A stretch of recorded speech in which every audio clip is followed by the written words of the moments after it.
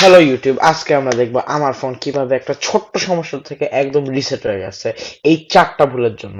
আপনিও যদি এই ভুল না করতে চান তাহলে অবশ্যই সাবস্ক্রাইব করে দেন নিচে এই টাইপের ভিডিও আরো দেখার জন্য। তো একদিন আমি স্কুল থেকে এসে খাবার অর্ডার করতে চাই, কিন্তু দেখি যে আমার পেমেন্টটা নিচ্ছে না। কেন?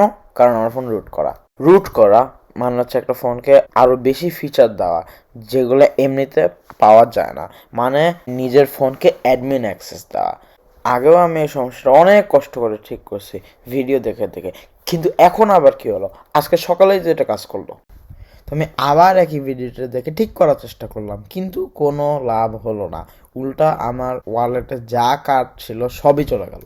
তারপরেই আমি বুঝলাম যে ফোন রুট করে কোনো লাভ নেই, তাই আমি আনরুট করতে গেলাম। তো আমি গুগল করলাম যে কিভাবে একটা ফোন আনরুট করে, আর আমি দেখলাম যেটা খুবই সহজ, খালি এই লাল রঙের বাটনটা দিতে হয়। আনইনস্টল দেওয়ার পর দেখলাম যে খালি রিকভারি মোডে চলে যাচ্ছে। তো আমি ভাবলাম যে ফ্যাক্টরি রিসেট দিলে বুঝবে না, কারণ লেখা ছিল যে ইন্টারনাল স্টোরেজ মুছবে না। কিন্তু এটা আমার আরেকটা ভুল। যেই আমি রিসেট দিলাম দেখলাম যে আর বুটই হচ্ছে না।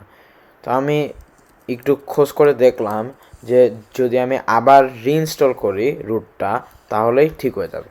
তো আমি ম্যাজিকটা ফ্ল্যাশ করলাম, কিন্তু এখন তো সব রিসেট হয়েই গেছে, তাই না? কিন্তু একটা সমস্যা আছে, যেহেতু ইন্টারনাল স্টোরেজটা মুছছে না, তার মানে হচ্ছে আমার সব ডেটা আছে কিন্তু এনক্রিপ্টেড ভাবে, মানে আমি কিছুই অ্যাক্সেস করতে পারবো না। তাই আমি এবার আবার রিকভারি মোডে দিয়ে সব সিলেক্ট দিয়ে রিসেট মারলাম। কিন্তু এটা করাও ঠিক হয় না, কারণ এটা করলে তো পুরো ওএসটাই ডিলিট হয়ে গেছে রিকভারি মোড সহ। তো কোনো রকমে কম্পিউটারের সাথে কানেক্ট করে ওএসটা আবার রিস্টোর করলাম,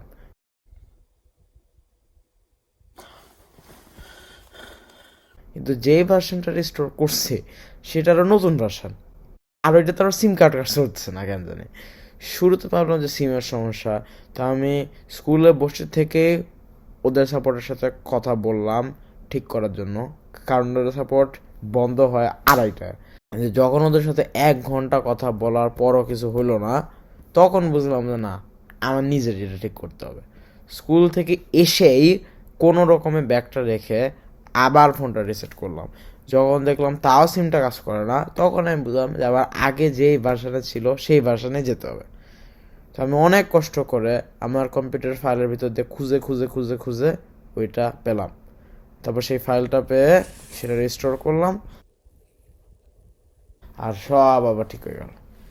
গুগল ওয়ান থেকে আমার ব্যাকআপটা রিস্টোর করলাম, আর যদিও সব কিছু পাই নাই, দরকারি জিনিস যেমন অ্যাপস, ছবি, মেসেজ, এগুলো সব ফেরত পাইছি।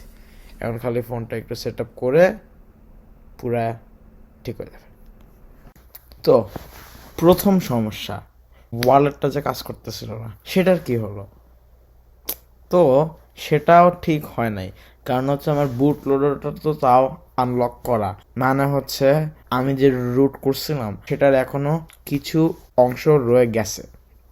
সেজন্যই এটা এই ফোনে আর হবেই না যদি আমি বুট লোডারটা লক করি। তো সেটাই আমার ভিডিও দেখার জন্য আপনাদেরকে অনেক ধন্যবাদ। আপনারা যদি ভিডিওটা পছন্দ করে থাকেন অবশ্যই লাইক, কমেন্ট, সাবস্ক্রাইব করে দেন। আর এটাই আমার ভিডিও।